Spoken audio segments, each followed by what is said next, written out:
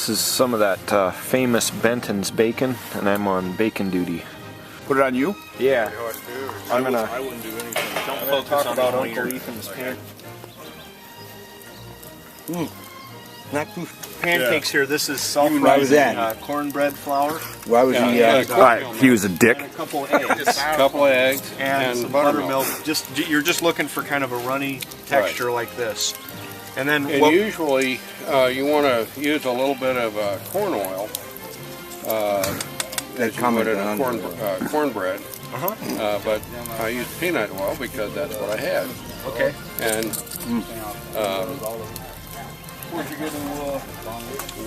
olive oil works. Okay.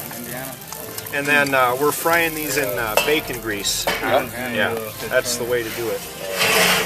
And what There's something about bacon and cornbread and cornmeal and cornmeal of any kind, Yeah. which just is a marriage made in heaven. Yeah. Okay. And then what we're doing is we're waiting for these to kind of bubble a little bit, and then You we'll want to flip them. see bubbles rise to the surface and break, and then flip them. Yep. Okay.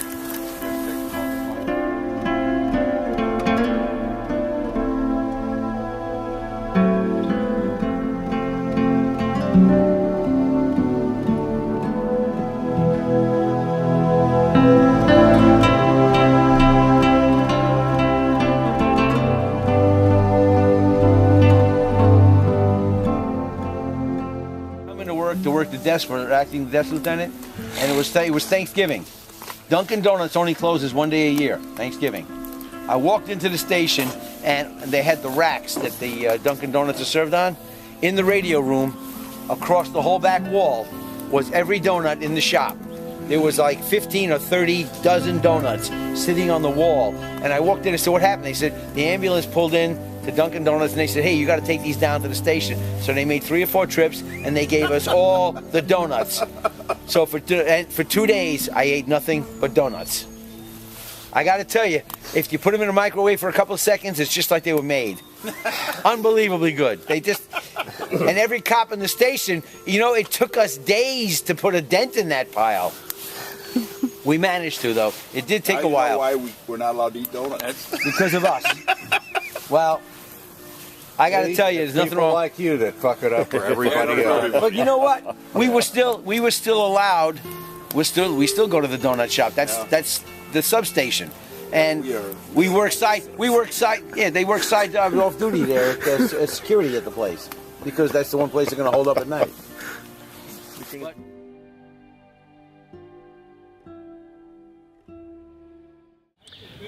I'm here with Joe Flowers. I'm Kyle, or Average Iowa Guy, and we kind of met around the campfire last night and decided we both like the same flashlight. We both whipped out the same flashlight at the same time.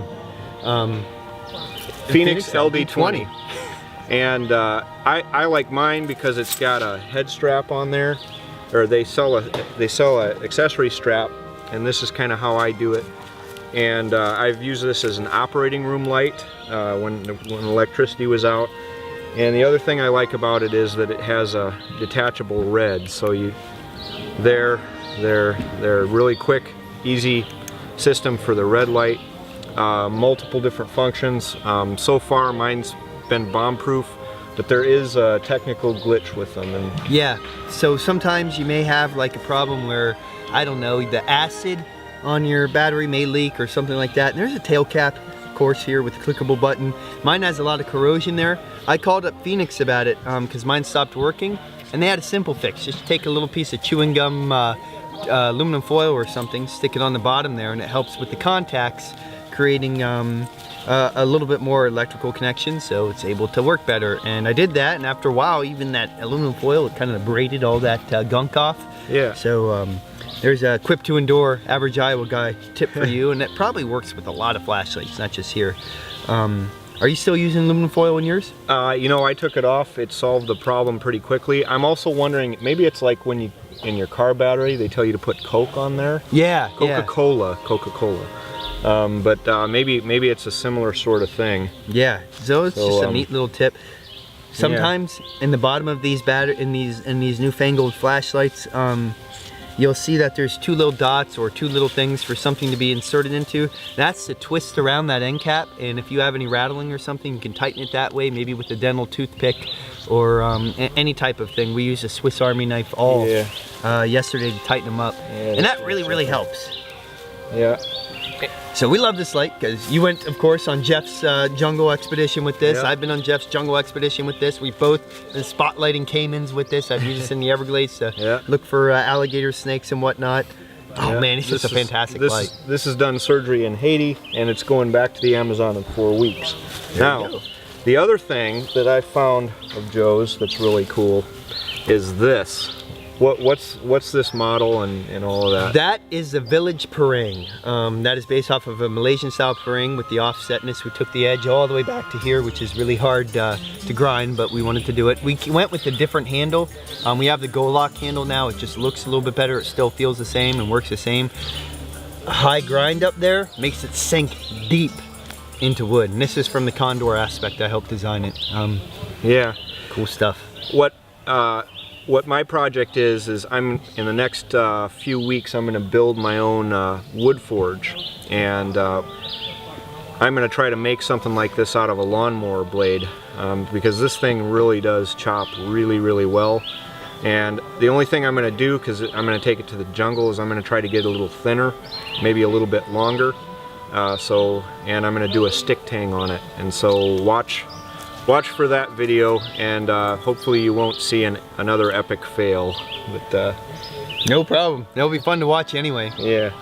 All right, so I'm Joe Flowers from Equip to Endure. Remember, you're not always prepared, you're never prepared. If you have any questions, you can send them to questions@equiptoendure.com. Check out our website where membership is free, equiptoendure.com.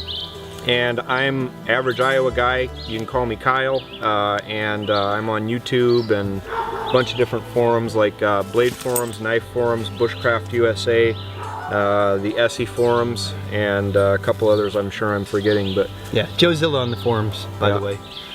All over the place. Yeah. Everywhere, internet.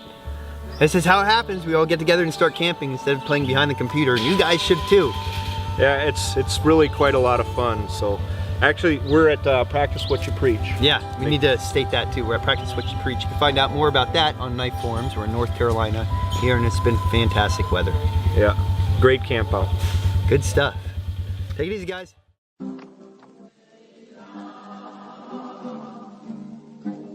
You've been a lot of places besides just that area. Oh yeah, we've talked about some of the other places you've gone. In the Navy, we also did the Caribbean cruises. They called it Solid Shield. You go down and shoot guns at Vieques and land the Marines on the beach, you know. Cool. And what was neat about that at Vieques was after we did all the military stuff and landed on the beach and took the beach and everything, and the Marines got to blow stuff up, we break out the volleyball nets and the skin diving gear and break out the barbecues and get the burgers and dogs going. Everybody get issued 2 cans of Budweiser and just have a beach party. There you go. It was nice. Sounds like fun. Missing nothing but Elvis.